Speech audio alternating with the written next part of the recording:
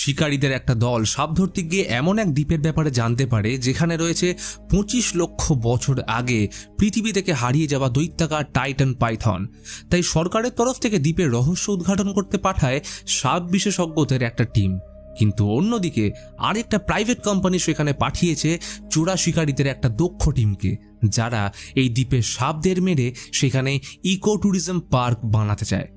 তারা কি পারবে বিরল প্রজাতির পাইথনদের শিকার করতে, নাকি তারাই পরিণত হবে শিকারে?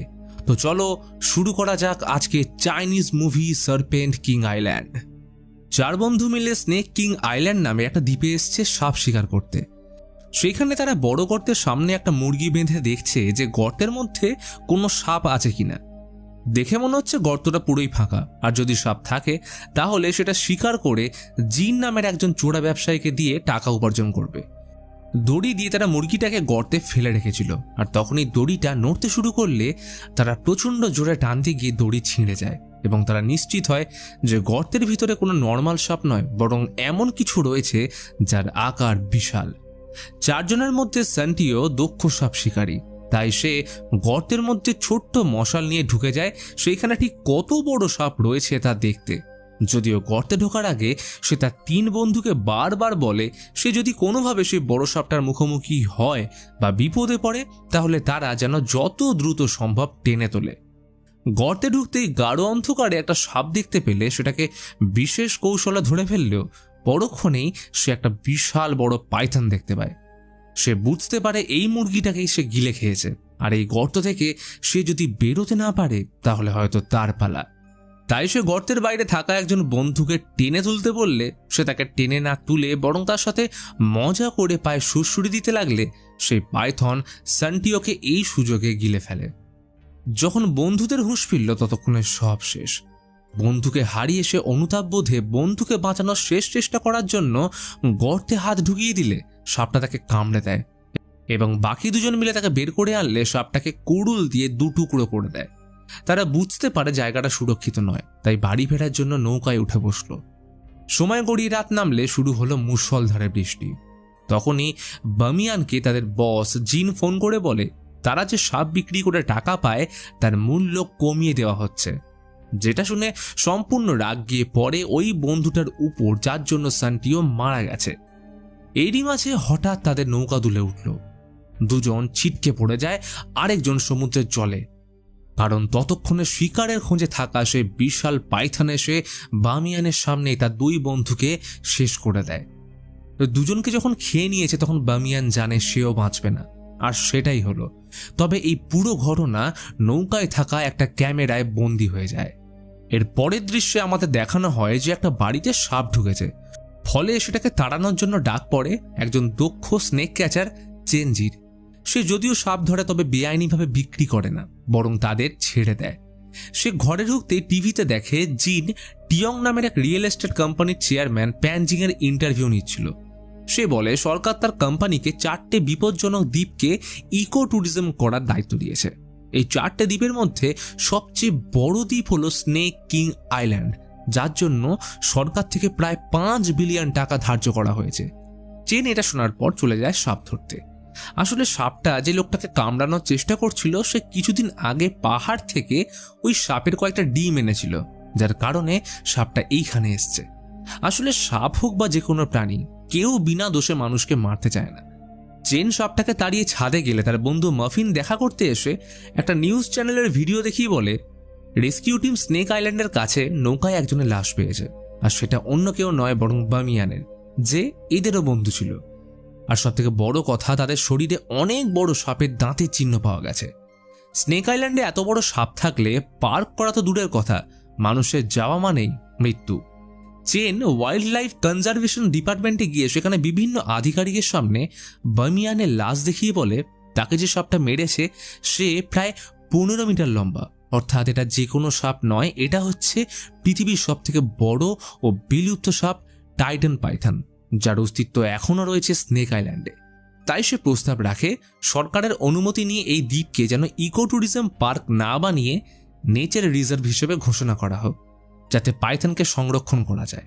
চেনের এই প্রস্তাব শুনে বাকি আধিকারিকরা চুপ থাকলেও এনভায়রনমেন্ট প্রোটেকশন ডিপার্টমেন্টের সিনিয়র ঝাও বলে ইন্টারন্যাশনাল স্নেক অর্গানাইজেশনের মতে এই সাপ প্রায় 28 লক্ষ বছর আগেই পৃথিবী থেকে বিলুপ্ত হয়ে গেছে। তাই বামিয়ানকে যত বড় সাপই মেরে থাকুক না কেন, সেটা টাইটান পাইথন অন্তত হতে পারে না। ঝাও চেনার কথায় বিশ্বাস করছে না দেখে তখন বামিয়ানদের নৌকায় লাগানো ক্যামেরার ফুটেজ প্লে করলে সবাই ভয়ে শিউরে ওঠে, কারণ দেখে যে কিভাবে পাইথন তাদের মেরে ফেলেছিল। এই ফুটেজ দেখে একজন উচ্চপদস্থ আধিকারিক ঝাওকে নির্দেশ দেয় চেন এবং মাফিনের সাথে স্নেক কিং আইল্যান্ডে গিয়ে টাইটান পাইথন আছে কিনা তার তদন্ত করতে। সেই মতো নির্দেশ অনুযায়ী ঝাও দ্বীপে যাওয়ার জন্য প্রস্তুতি নেওয়ার সময় একজনকে ফোন করে বলে পাইথনকে সে যদি খুঁজে পায় তাহলে সে ভালো করেই জানে কি করা দরকার। এটা বলেই সে ইন্টারনেটে তার সহযাত্রী চেনের ব্যাপারে খোঁজ করলে জানতে পারে চেন একজন আর্মি স্পেশাল ফোর্সের অবসরপ্রাপ্ত সৈনিক এবং সাপ সংরক্ষণ বিশেষজ্ঞ। তার পূর্বপুরুষ স্নেক কিং আইল্যান্ডের সাপ দিয়ে চোরা শিকারীদের হাত থেকে রক্ষা করে সেখানে পরিবেশ রক্ষা করছে, তাই চেনকে বলা হয় স্নেক কিং আইল্যান্ডের বংশধর। সরকার ঝাও, চেন আর মাফিনকে স্নেক কিং আইল্যান্ডে পাঠাচ্ছে জেনে টিয়াং কোম্পানির চেয়ারম্যান প্যান জিনের সাথে চুক্তি করে।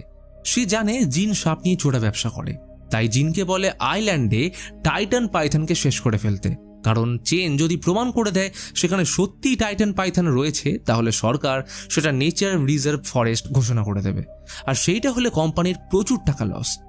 জিন কথা দেয় সব কাজ বিনা ঝামেলায় শেষ করবে, তবে সেটা বিনামূল্যে নয়। তাই প্যান তাকে পারিশ্রমিক হিসেবে অনেকগুলো গোল্ডেন বার দিয়ে বেরিয়ে যায়। ইতিমধ্যেই চেন, ঝাও আর মাফিন প্রায় আইল্যান্ডের কাছাকাছি পৌঁছে যায়। চেন দূরবীন দিয়ে স্নেক আইল্যান্ডের দিকে দেখলে জিনকে দেখতে পায়। দ্বীপে জিন তার পুরো দল নিয়ে এসছে। তারা সবাই দ্বীপের একটা অংশ জুড়ে ক্যাম্প লাগায়। জিন তখন শিকারীদের সাথে পরিকল্পনা করতে ব্যস্ত। তখন এই দলের একজন হালকা হওয়ার জন্য ক্যাম্প থেকে একটু দূরে গেলে একটা সাপ তার হাতে কামড় দিলে কোনো রকমে ক্যাম্পে ফিরে আসলে সাপটাও ক্যাম্পে ঢুকে পড়ে। ভয়ে সবাই ছন্ন ছাড়া হয়ে একটা লোক সাপের মুখে পড়ে গেলে তাকে বাঁচানোর জন্য ক্যাম্পের ভিতরে একটা তাঁবু থেকে 3 ভাই বোন বেরিয়ে আসে। তারা ছিল শহরের অন্যতম দক্ষ সাপ শিকারী। তাদের মধ্যে বড় ভাই সাপটাকে খুব সহজেই বাগে এনে তাকে একটা বস্তায় ভরে জিনকে দেয়। এর মধ্যে মাফিনরাও সেখানে চলে আসলে চেন জিনকে সাপটা ছেড়ে দিতে বলায় দুজনের মধ্যে হাতাহাতি শুরু হলে চেন কিছু দূর গিয়ে সাপটাকে ফাঁকা জায়গায় ছেড়ে দেয়। সাপটাকে ছেড়ে তারা দ্বীপের ছবি তোলার সাথে সাপের নমুনা সংগ্রহ করতে থাকে। রাতে নামল মুষলধারে বৃষ্টি। বৃষ্টি থেকে বাঁচতে চেন তাদের একটা কটেজে নিয়ে যায়। এটা তার দাদু বানিয়েছিল যখন সে টাইটান পাইথন খুঁজতে এসেছিল। পৃথিবীর সব থেকে বড় এই সাপকে ধরাই ছিল দাদুর একমাত্র লক্ষ্য। তবে তারা কটেজে বৃষ্টি থেকে বাঁচলেও সেখানে পচা মাছের গন্ধ বেরোতে থাকলে সবার সন্দেহ হয় যে টাইটান পাইথন কিছুক্ষণ আগে এইখানে ছিল, অথবা সে হয়তো এইখানেই আছে।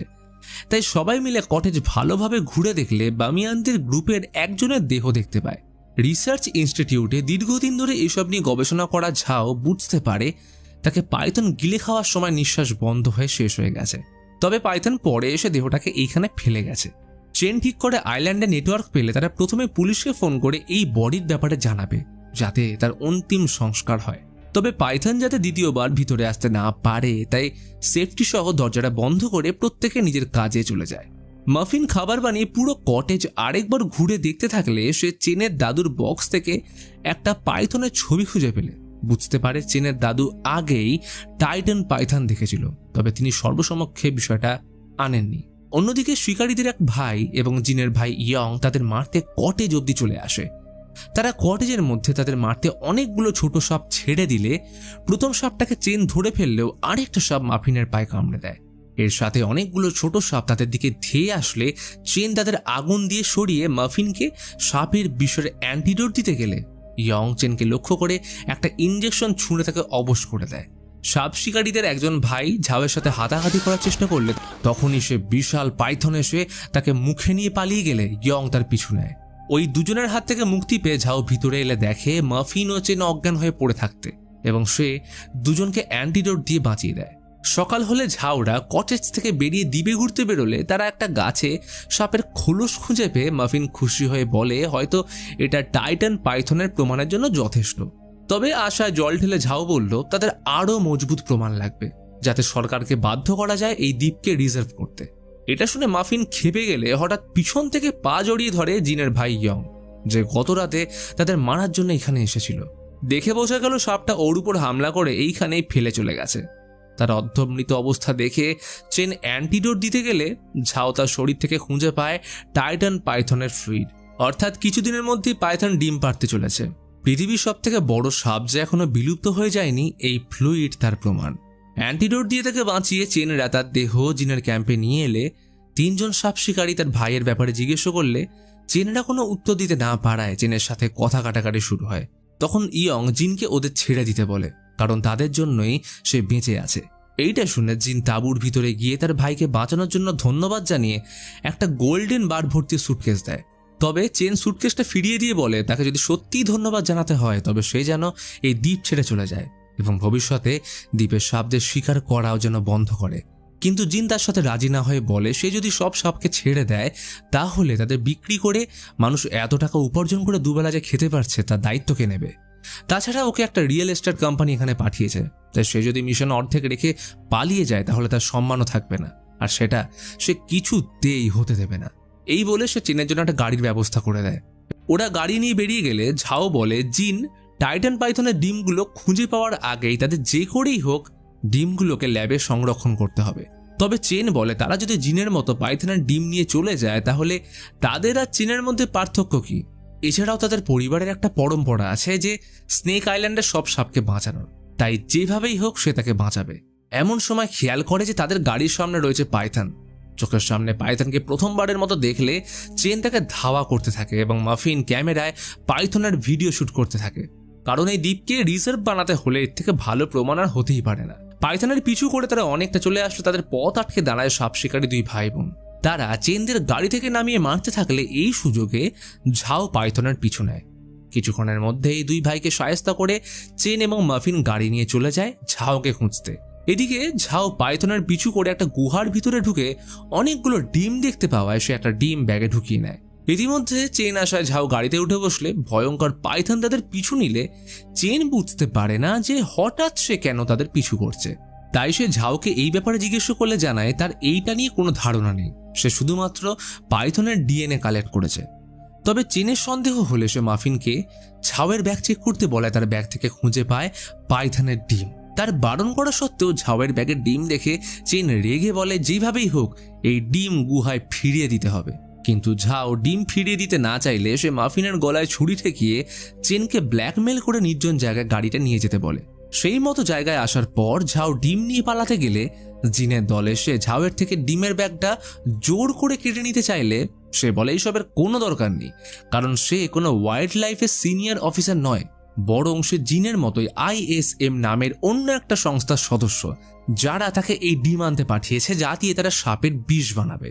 এইটা শুনে জিন বলে সে আগে ISM এর সদস্য ছিল, তবে ঝাও জানে না যে ISM তাকে অনেক আগেই তাদের সংস্থা থেকে সরিয়ে দিয়েছে। তাই প্রতিশোধ নেওয়ার জন্য সে ISM-কে এই ডিম দেবে না, বরং জিন এই দ্বীপ থেকে ফিরে এটা ব্ল্যাক মার্কেটে বিক্রি করবে। ততক্ষণে চেন জিনকে ডিম ফিরিয়ে দিতে বললে 2 জন গুন্ডা চেন, মাফিন ও ঝাওকে কিডন্যাপ করে তাদের উপর অত্যাচার করতে থাকে। প্রথম থেকে জিনদের এখানে আসার প্রধান উদ্দেশ্যই ছিল পাইথন শিকার করা, তাই পাইথনকে তাদের ক্যাম্প অবধি নিয়ে আসার জন্য চেন এবং মাফিনকে টোপ হিসেবে ব্যবহার করে তাদের উপর বিশেষ কালো তরল ঢেলে দেয়, যাতে গন্ধ শুকে টাইটান পাইথন তাদের শিকার করতে আসলে এই সুযোগে তারা পাইথনের শিকার করবে। তো সেই মতো পরিকল্পনা অনুযায়ী পাইথন সেখানে চলে আসলে চেন নিজের বন্ধন খুলে মাফিনের হাত খুলতে গেলে তখনই পাইথন ঢুকে পড়ায়। চেন তাকে অনেকভাবে ঠেকানোর চেষ্টা করে রুম থেকে বেরোতেই যাবে, তখনই শিকারী ভাই বোন রুমের দরজা বন্ধ করে দিলে তারা সেইখানেই ফেঁসে যায়। এই সব কিছু CCTV ক্যামেরায় জিন দেখে উপভোগ করতে থাকে, আর সেই সুযোগে ঝাওয়ের কাছে ছুরি থাকায় সে দড়িটা খুলে চেন ও মাফিনকে রুম থেকে উদ্ধার করে। তবে জিনের দল তাদের পিছু ছাড়ে না। এর মধ্যে পাইথন রুমের ছাদ থেকে ঢুকে শিকারী ভাই বোনদের গিলে খায়। পাইথনের তাণ্ডবে জিন সহ তার লোকজন ক্যাম্প থেকে পালিয়ে গেলে ঝাও ডিমের ব্যাগ নিয়ে নৌকায় এলে দেখতে পায় জিন আগে থেকেই তাকে ওয়েলকাম করার জন্য সেখানে বসে আছে। আসলে তারও তো একটাই উদ্দেশ্য। তখনই ডিম নিয়ে দুজনের মধ্যে মারামারি শুরু হলে ইতিমধ্যে চেনরাও চলে আসে, আর অবশেষে অনেক হাতাহাতির পর চেন জিনকে হারিয়ে দিলেও তাদের নৌকায় ডিমের খোঁজে উঠে আসে পাইথন। চেন তাকে ডিম ফিরিয়ে দিলে জিন কিছু না ভেবেই পাইথনকে মারতে গেলে বিশাল সাপটা তাকে এক ধাক্কায় ছুঁড়ে সমুদ্রে ফেলে ডিম নিয়ে সেখান থেকে চলে যায়। সে চেন, ঝাও এবং মাফিনকে একটুকুও স্পর্শ করে না। এতক্ষণে নিশ্চিত মৃত্যুর হাত থেকে বেঁচে যাওয়া ঝাও নিজের ভুল বুঝে চেনের কাছে ক্ষমাতে জিজ্ঞেস করে তাকে যে এই স্নেক আইল্যান্ডে তদন্তের জন্য পাঠিয়েছিল, তো এখন সে রিপোর্টে কি লিখবে। চেন তখন দাদুর তোলা টাইটান পাইথনের ফটো দেখিয়ে বলে যেসব জিনিস বিরল তাদের গোপনে রাখাই উচিত, তাই তারা সরকারকে টাইটান পাইথনের ব্যাপারে জানাবে না, শুধু বলবে এই স্নেক কিং আইল্যান্ডে যেহেতু অনেক ধরনের সাপ আছে তাই এটা ইকো ট্যুরিজম পার্ক কোনো মতেই করা যাবে না এবং এই দ্বীপকে সারা জীবনের জন্য নেচার রিজার্ভ হিসেবে ঘোষণা করা বুদ্ধিমানের কাজ। অতঃপর সবাই চেনের এই সিদ্ধান্তে রাজি হয় এবং এই ঘটনার সাথে শেষ হয় আজকের মুভি সারপেন্ট